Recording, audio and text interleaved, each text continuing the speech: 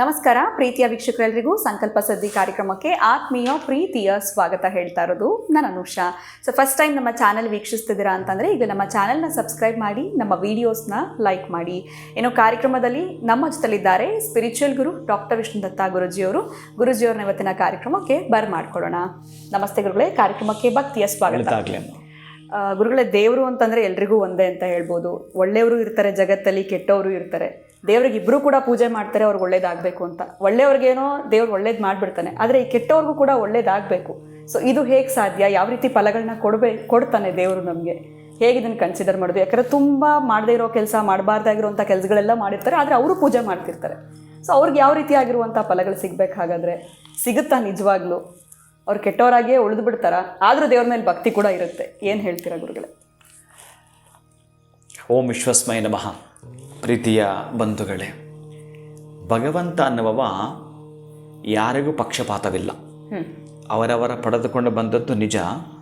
ಇದು ಹೇಗೆ ಒಂದು ಉದಾಹರಣೆ ಕೊಡೋದಾದರೆ, ಈ ರಾಮಕೃಷ್ಣ ಪರಮಹಂಸರು ಅವರ ಶ್ರೀಮತಿ ಮಹಾತಾಯಿ ಶಾರದಾದೇವಿಯವರು ಒಂದು ಕಡೆ ಕುಳಿತುಕೊಂಡು ಒಂದಷ್ಟು ಜನಕ್ಕೆ ಆಶೀರ್ವಾದ ಮಾಡ್ತಿರ್ತಾರೆ. ಆಶೀರ್ವಾದ ಮಾಡ್ತಿರ್ಬೇಕಾದ್ರೆ ಒಂದು ಲೈನ್ ಇರುತ್ತೆ. ಎಲ್ಲರೂ ಬಂದು ಪಾದ ನಮಸ್ಕಾರ ಮಾಡ್ಕೊಂಡು ಹೋಗ್ತಿರ್ತಾರೆ. ಬರೋದು, ಆ ತಾಯಿಗೆ ಪಾದ ಮುಟ್ಟಿ ನಮಸ್ಕಾರ ಮಾಡ್ಕೊಂಡು ಹೋಗೋದು. ಇನ್ನು ಕೆಲವರು ತಲೆನೇ ತಂದು ಪಾದಕ್ಕೆ ಇಡ್ತಾರೆ, ನಮಸ್ಕಾರ ಮಾಡ್ಕೊಂಡು ಹೋಗ್ತಾರೆ. ಹೀಗೇ ನಡೀತಾ ಇರುತ್ತೆ. ಅವನು ಯಾರೋ ಒಬ್ಬ ಬಂದ ಕೂಡಲೇ ಅವರ ಕಾಲಿಗೆ ಜೋರಾಗಿ ಹಿಂಗೆ ಬಡಿತಾನೆ, ತಲೆನ ಬಡಿತಾನೆ. ಆ ಕಾಲಿಗೆ ಬಡಿದಾಗ ಆ ಕಾಲಲ್ಲಿರ್ತಕ್ಕಂಥ ಏನು ಹೆಬ್ಬೆರಳಿದೆಯೋ ಆ ಉಗುರು ಹೊಡೆದು ರಕ್ತ ಚಿಮ್ ಅಂತ ಚೆಲ್ಲುತ್ತೆ. ರಕ್ತ ಚಿಮ್ಮಿ ಬಿಡುತ್ತೆ. ಯಾರಿಗೆ? ಶಾರದಾದೇವಿಯವರಿಗೆ. ಅವನ ಮುಖಕ್ಕೂ ಕೂಡ ರಕ್ತ ಹೋಗುತ್ತೆ. ಅವರೇನು ಮಾತಾಡಲ್ಲ. ಅವರೇನನ್ನು ಬೈಯೋದಾಗಲಿ, ಇದನ್ನೇನು ಮೂಢಭಕ್ತಿ ಆ ಥರದ್ದೇನು ಮಾತಾಡಲ್ಲ. ಹಾಗೇ ಇರ್ತಾರೆ ಕೆಲವರೆಲ್ಲ ಕೂಡ. ಆದರೆ ಒಳಗಡೆ ಒಂದು ನೋವಿರುತ್ತೆ. ಇದು ಯಾವ ಭಕ್ತಿ ಇದು ಅಂತ ಮನಸ್ಸಲ್ಲಿ ಇರುತ್ತೆ. ಆದರೂ ಅವನಿಗೇನು ಸಮಜಾಯಿಸಿ ಕೊಡಬೇಕು ಅದನ್ನು ಕೊಟ್ಟು, ಯಾಕೆ ನೀನು ಹೀಗೆ ಜೋರಾಗಿ ಹೊಡೆದೆ ಅಂತ ಕೇಳಿದ್ರೆ ಅವನು ಹೇಳ್ತಾನೆ, ಅಮ್ಮ, ಇಷ್ಟು ಜನ ಇದ್ದಾರಲ್ಲ, ಅವ್ರು ಹಾಗೆ ನಮಸ್ಕಾರ ಮಾಡ್ಕೊಂಡು ಹೋದರು. ನಾನು ನಮಸ್ಕಾರ ನಿಮಗೆ ಜೋರಾಗಿ ನಾನು ಯಾಕೆ ಮಾಡಿದೆ ಅಂದರೆ, ಇಂಥವನು ಅಂತ ನಾನು ನಿಮ್ಮ ಒಳಗಡೆ ಉಳ್ಕೋಬೇಕು. ನಾನು ಉಳ್ಕೋಬೇಕು ಅಂದರೆ ಕೆಟ್ಟ ರೀತಿ ವರ್ತನೆಯಲ್ಲಿ ಉಳ್ಕೊಳ್ಳೋದಾ? ಹಾಗೆ ನಾನು ಯಾಕೆ ಇದನ್ನು ಹೇಳಿದೆ ಅಂತಂದರೆ, ಕೆಟ್ಟವರು ಅಂತಂದ್ರಲ್ಲ, ಆ ರೀತಿಯಾಗಿ ಮಾಡಲಿಕ್ಕೆ ಹೋಗಬಾರ್ದು ನೀವು. ಎಲ್ಲೇ ಹಾಕಿದ್ರೆ ಈಕೆ ಮಾತ್ರ ಸಮಾಧಾನನೇ ಮಾಡ್ತಾರೆ. ಆಯ್ತಪ್ಪ ಅಂತೇಳಿ ಸಮಾಧಾನ ಅವನಿಗೇನು ಕೊಡಬೇಕು, ಪ್ರಸಾದ ಕೊಟ್ಟು ಅಕ್ಷತೆ ಕೊಟ್ಟು ಕಳಿಸ್ಕೊಡ್ತಾರೆ.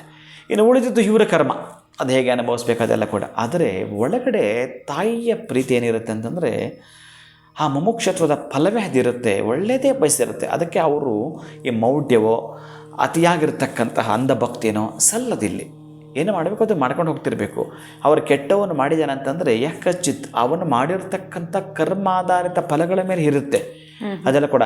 ಕೆಟ್ಟದ್ದು ಮಾಡಿದಾನೆ ಅಂತಂದರೆ ಮತ್ತು ಮಾಡಿದಾನೆ ಕೆಟ್ಟದ್ದು ಅಂದರೆ ಕೆಟ್ಟದ್ದು ಪ್ರತಿಫಲ ಪಡ್ಕೊಂಡೇ ತೀರ್ತಾನವ, ಅದರಲ್ಲಿ ಅಭ್ಯಂತರ ಇಲ್ಲ. ಅದು ಯಾವುದೇ ಕಾರಣಕ್ಕೂ ನಿಮಗೆ ಲವಶೇಷವೂ ಕೂಡ ಅದರ ಬ್ಯಾಲೆನ್ಸ್ ಇನ್ನೊಬ್ಬರಿಗೆ ಕಟ್ಟೋಕ್ಕಾಗಲ್ಲ, ಟ್ರಾನ್ಸ್ಫರ್ ಮಾಡೋಕ್ಕಾಗಲ್ಲ. ಎಕ್ಸ್ಕ್ಯೂಸ್ ಇದೆ. ನೀನು ಬೇಕಾದರೆ ಒಳ್ಳೆಯವನಾಗಲಿಕ್ಕೆ ಅವಕಾಶ ಇದೆ, 10 ಸಲ ಅವಕಾಶ ಇರುತ್ತೆ. ಯಾರೋ ಒಬ್ಬ ರೌಡಿಸಮ್ ಅಂತ ಇರ್ತಕ್ಕಂಥವನೇ ಮತ್ತೆ ಅವನು ಒಳ್ಳೆಯವನಾಗಲಿಕ್ಕೆ ಅವನ ಕುಟುಂಬದ ಪೋಷಣೆ ಮಾಡಬೇಕಾದ್ರೆ ಮತ್ತೆ ಇವನು ಯಾರನ್ನ ಏನೋ ಅವನು ಮತ್ತೆ ಇನ್ನೊಬ್ಬರು ಅಟ್ಯಾಕ್ ಮಾಡ್ತಾರೆ. ಇದು ಆಗಬಾರ್ದು ಅಂದರೆ ಅವನು ಬದಲಾವಣೆ ತಂದುಕೋಬೇಕು. ಹಾಗೆ ಬದಲಾವಣೆ ಯಾರು ತಂದುಕೊಳ್ತಾರೋ ಅವರ ಬದುಕು ಅದ್ಭುತವಾಗಿರುತ್ತೆ. ಹಾಗೆ ಮಾಡಿಕೊಳ್ಳಲಿಕ್ಕೆ ಸಾಧ್ಯ ಇರುತ್ತೆ. ನೋಡಿ, ಇಲ್ಲಿ ಈ ಥರದ ಕೆಟ್ಟವರು ಅಂತ ಬಂದಾಗ, ಒಳ್ಳೆಯವರು ಅಂತ ಬಂದಾಗ ಭಗವಂತನ ಪಕ್ಷಪಾತವಿರೋದಿಲ್ಲ. ಅವನು ಬೆಳೆದ ಬೆಳೆ ಅವನದ್ದು, ಇವನು ಬೆಳೆದ ಬೆಳೆ ಇವನದ್ದು. ಹಾಗಾಗಿ ಈ ರೀತಿಯಾಗಿ ಅತಿಯಾಗಿ ಅಧಿಕ ಪ್ರಸಂಗತನ ಮಾಡಿದ ಪ್ರಯೋಜನವಿಲ್ಲ.